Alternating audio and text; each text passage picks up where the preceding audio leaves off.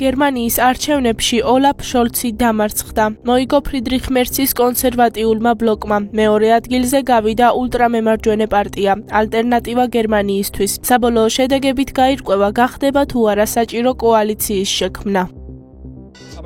მნიშვნელოვანია, რაც შეიძლება მალე ჩამოვაყალიბოთ მთავრობა. დანარჩენი სამყარო არ გველოდება. მსოფლიოში ყველა დაინახავს, რომ გერმანიას ყავს სანდო მთავრობა. მე მიზნად დავისახე შევქმნა მთავრობა, რომელიც წარმოადგენს მთელს ქვეყანას და რომელიც გადაჭრის გერმანიის პრობლემებს. ჯერ კიდევ არ ვიცით, დაგვჭირდება თუ არა ერთი ან ორი პარტნიორი, მაგრამ ნებისმიერ შემთხვევაში გვექნება მანდატი მთავრობის ხელმძღვანელობაზე. არ არის საიდუმლო, რომ მირჩევნია მხოლოდ ერთი კოალიციური პარტნიორი. ჩვენ ეს ვთქვით არჩევნებამდე და ხალხმა, ვინც ალტერნატივა გერმანიისთვის მისახმა, ეს იცოდა. ვამაყობთ ისტორიული შედეგით, რომელსაც ამ არჩევნებში ალტერნატივამ გერმანიისთვის მიაღწია. წინ ბევრი სამუშაო გვაქვს, ეს მხოლოდ დასაწყისია. ჩვენ რეიტინგით მეორე ძლიერი პარტია ვართ, მიუხედავად იმისა, რომ ყველაზე ახალგაზრდა ძალა ვართ. ეს რევოლუცია.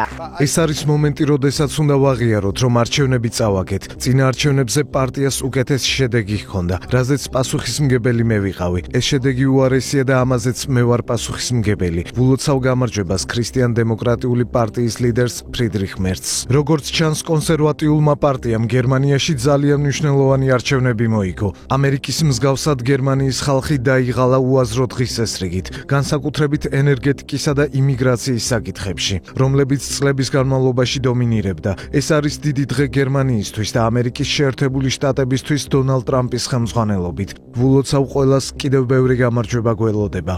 ვილოცავ ფრიდრიხ მერცს გერმანიის არჩევნებში გამარჯვებას. ჩვენი საერთო უსაფრთხოებისთვის ამ გადამწყვეტ მომენტში მოუთმელად ველოდები თქვენთან თანამშრომლობას. მნიშვნელოვანია, რომ ევროპამ გაზარდოს თავდაცვის ხარჯები და თქვენი ლიდერობა ამაში საკვანძო იქნება.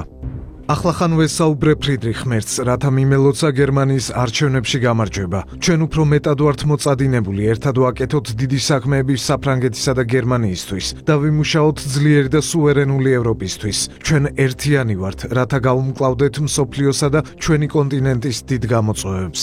გადამწყვეტი გამარჯვება ჩვენი პოლიტიკური ოჯახისთვის, გერმანიისთვის და ევროპისთვის. ვილოცავ ფრიდრიხ მერცს. ერთი რამ ცხადია, თქვენ იქნებით გერმანიის მომავალი კანცლერი.